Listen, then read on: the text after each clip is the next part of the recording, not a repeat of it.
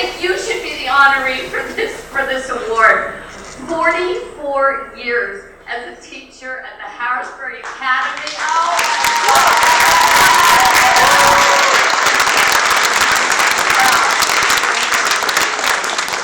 I not repeat anything because I think Ethan and Mary Lee said it so much more eloquently than I could. So I'm going to take a little different tack here, okay? When Michael called me and said that there was an award or a recognition, and I'm like, gosh, I was, first of all, so incredibly honored that you all would think about me. I will say that's the first thing. The second thing was I called my husband, and I said, they must not have looked at my academic record. I can't believe they're giving me an award.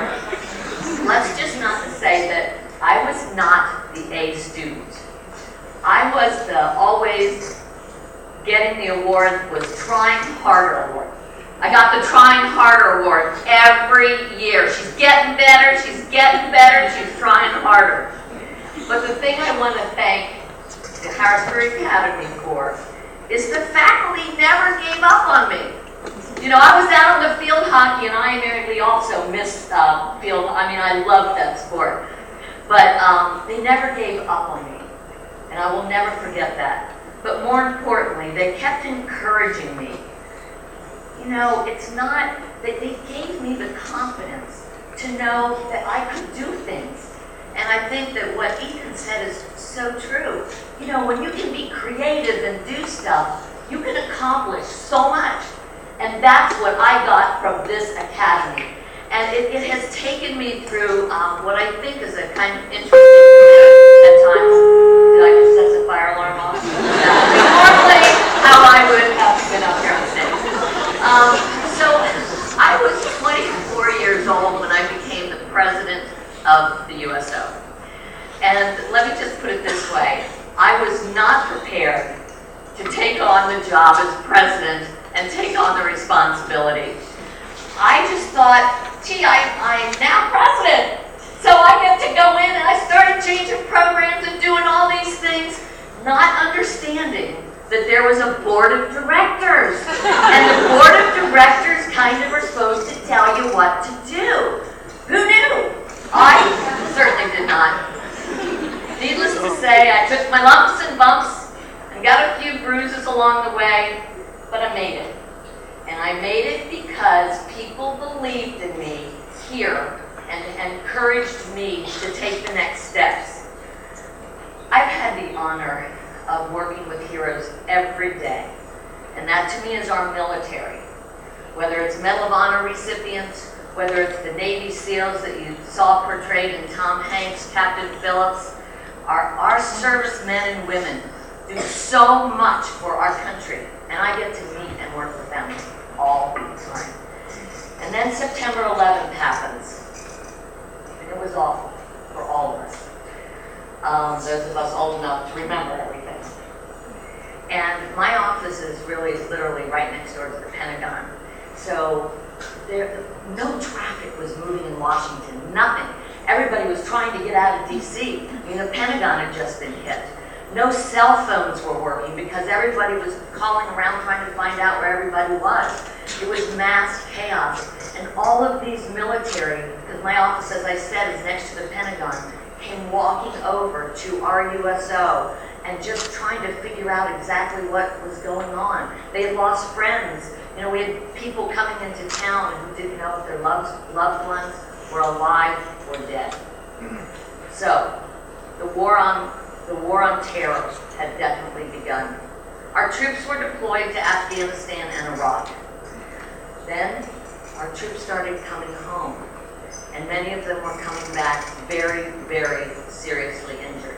And let me just tell you how that kind of works. When our service members are injured, whether it was in Iraq and Afghanistan, on the battlefield, they were immediately flown to Landstuhl Hospital to be stabilized, and then they were brought to, the Air Force brought them to Andrews Air Force Base, where they then went to Walter Reed and Bethesda hospitals, where our USO was.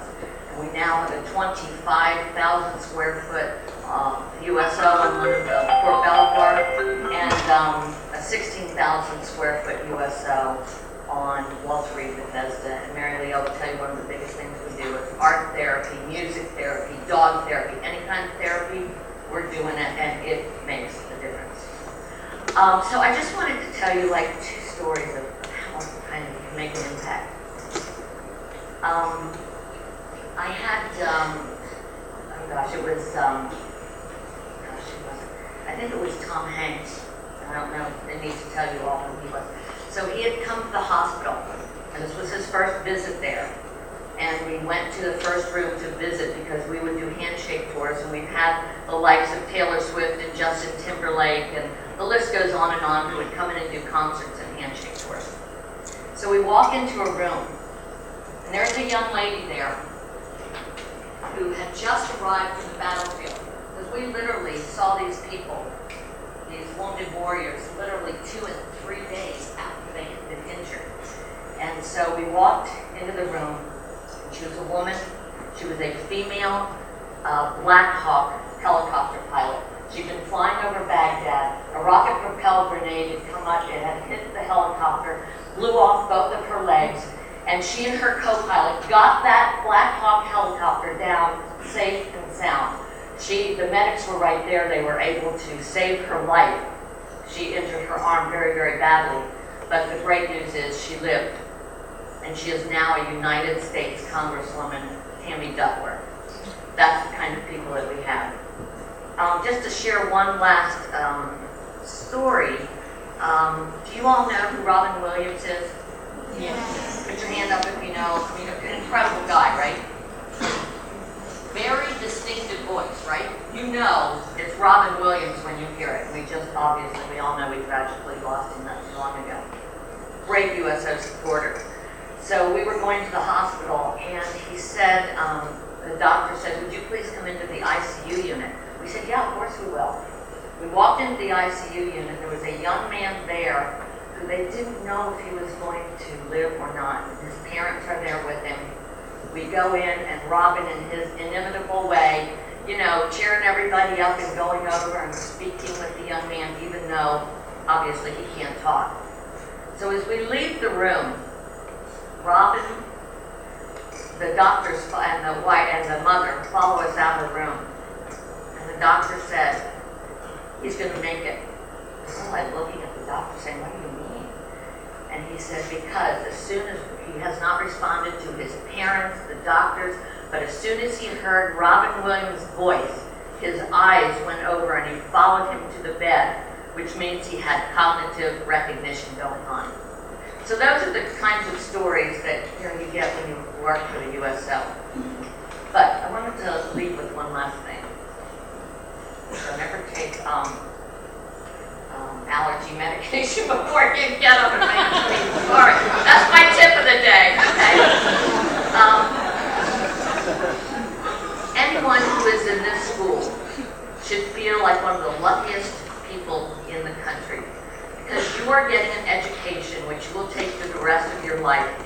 I want to say thank you to all the teachers in this room, and Steve, the one I know the best, and my favorite self, by the way, and all the administrators, because you are the ones that make it happen to give us the education to succeed in life. And I would not be where I am if it were not for the teachers and the administrators at this Harrisburg Academy. I also want to say one last thing. It's important to be kind to others. Always be kind to people. It's important to give back. Make time to give back to others. You will feel better. Volunteer. It's great.